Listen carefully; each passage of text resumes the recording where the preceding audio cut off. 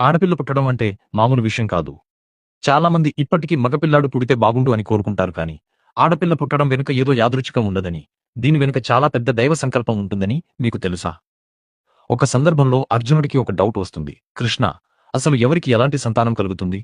కర్మను బట్టి పిల్లలు పుడతారా అని అడుగుతాడు. దీనికి సమాధానంగా శ్రీకృష్ణుడు ఒక క్లారిటీ ఇస్తాడు.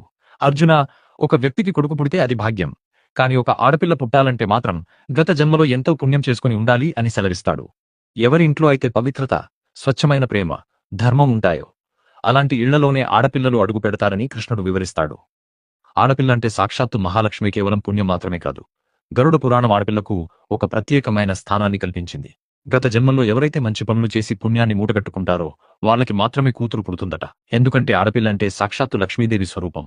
ఆమె రాకతో ఆ ఇంట్లో ఉండే నెగటివ్ వైబ్స్ చీకటి తొలగిపోయి ఆనందం, ఐశ్వర్యం నిండిపోతాయి. ఇక్కడ ఐశ్వర్యం అంటే కేవలం డబ్బు మాత్రమే కాదు, అంతకు మించిన ప్రశాంతత, ఆధ్యాత్మిక సంపద ఆ ఇంటికి సొంతమవుతుంది. అందుకే ఆడపిల్ల పుట్టిన ఇల్లు ఒక దేవాలయంలా మారుతుందని ప్రతీతి. అంతేకాదు, పురాణాల ప్రకారం కొడుకు వంశాన్ని ముందుకు తీసుకెళ్తే కూతురు ఆ ఇంటికి జీవకళను తీసుకొస్తుంది. ఆమె నవ్వులే ఆ ఇంటికి నిజమైన రక్షాకవచం.